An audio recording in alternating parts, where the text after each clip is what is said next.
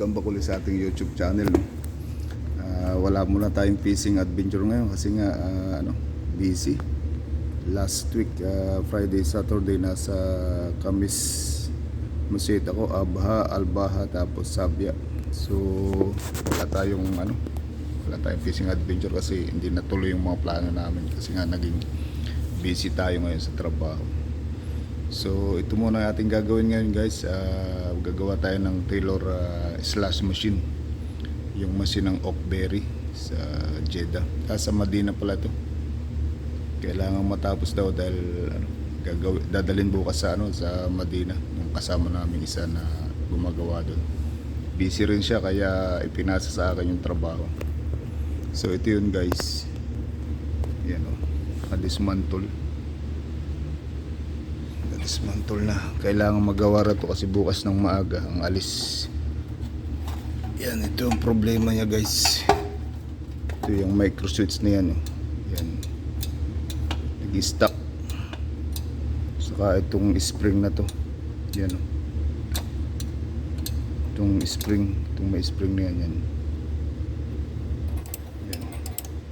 So automatic to, saka yung viscosity ng slash. Ngayon, ang gagawang nangyayari dyan, pag yun ay i-adjust mo, babaklasin mo itong buong cover.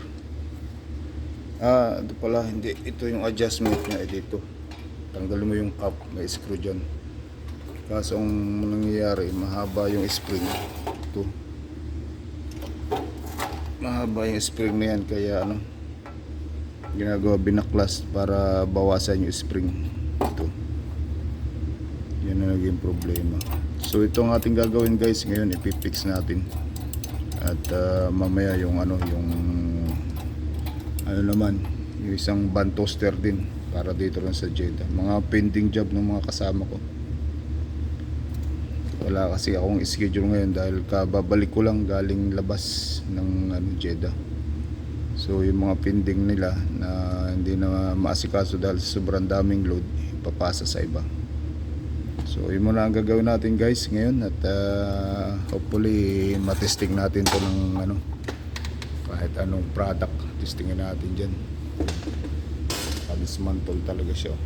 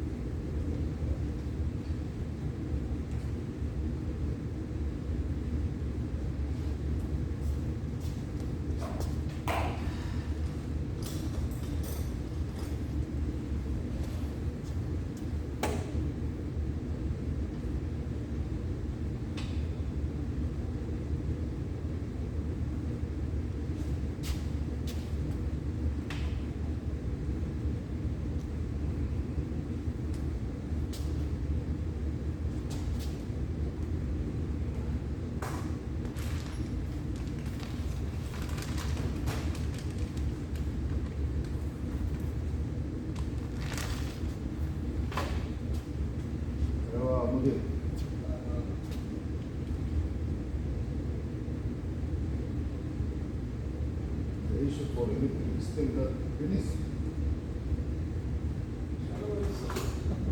It's like it's the So many guys. Now again, I bring, I don't know, start again. yeah. Or I bring mastic. Dapat ada Egyptian. They give big stories.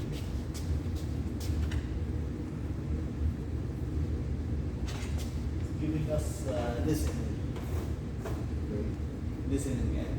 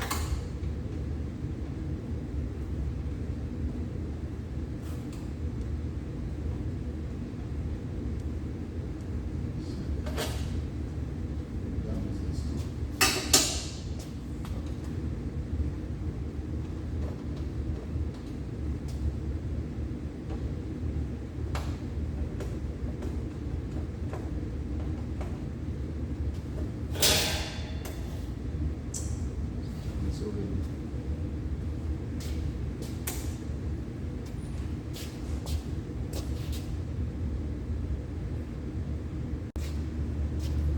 Simbolin natin guys.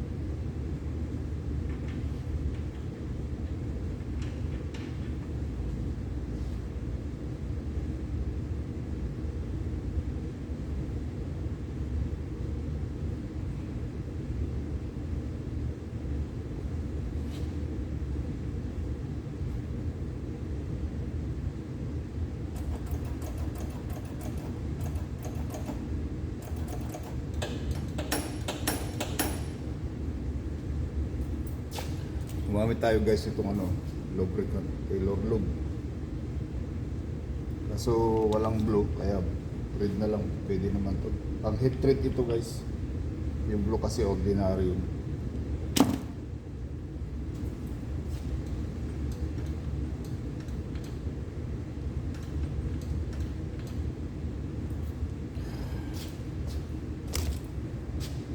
So okay na, ganyan yan, tsura yan.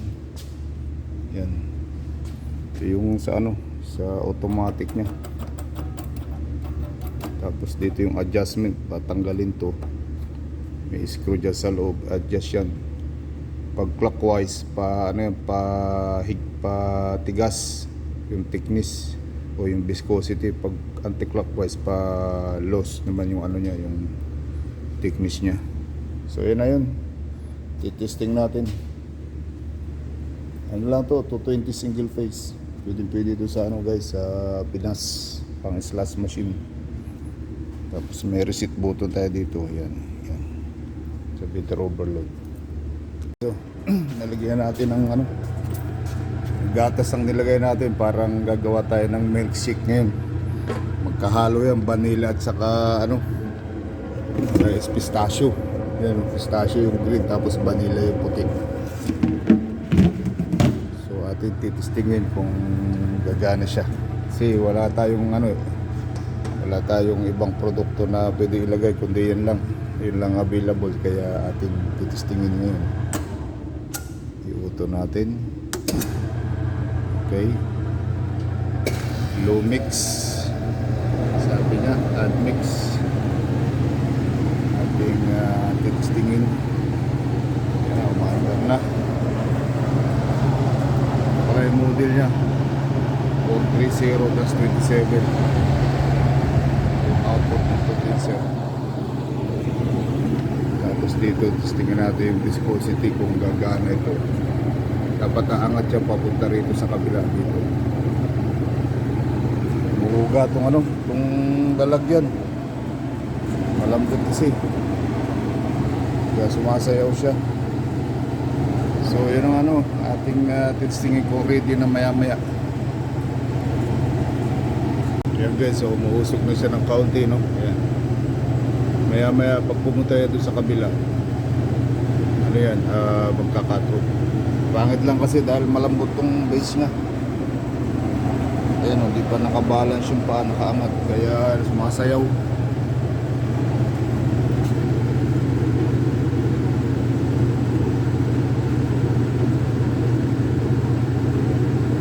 Ayan, kakatok na yan eh, kumatawid na eh.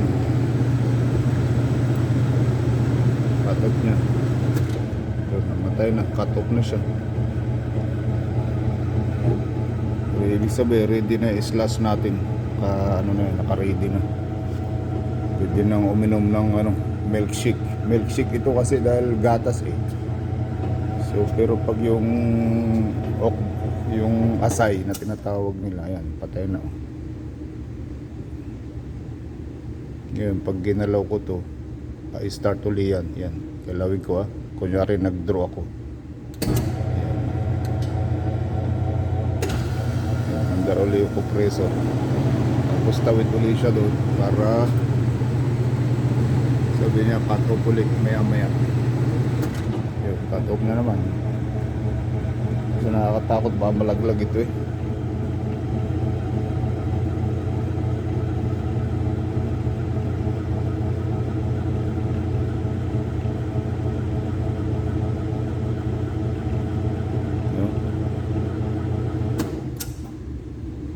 Okay. So okay na. Yun na lang. Ang naging problema pala nito guys, ito yung hindi siya bumababa pag nagtaas na ganoon, hindi na bababa. Kaya dire-diretso ang andar ng beater motor. So minor issue, pero pinull out pa nila sa sa galing pa ng Medina to. Almost 500 kilometers yung pinanggalingan. Hindi raw mabuksan ko itong lugar na to, wala daw space, mga drama lang ng ating mga kasamang technician. So yun guys, ipapabalik na natin sa kanila ito bukas ng umaga.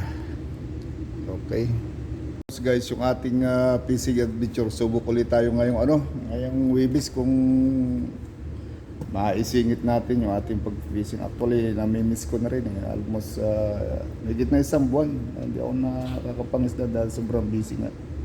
Lagi akong out of Jeddah. Actually doon sana sa papuntang Jisan or sa after Kumfuda, sa Albert. Kung alam niyo yung lugar na yun, kung yung mga nakadaan na doon sa lugar na yun. Maganda mag-fishing doon kaso walang time. Dadaan ako lagi doon gabi. Gabi lang ako dumadaan sa Kapagod. Maganda sana yung area doon sa fishing kaso wala tayong walang time na makapag-fishing doon. So yung ating update, no, hopefully Thursday makapag-fishing ulit tayo guys.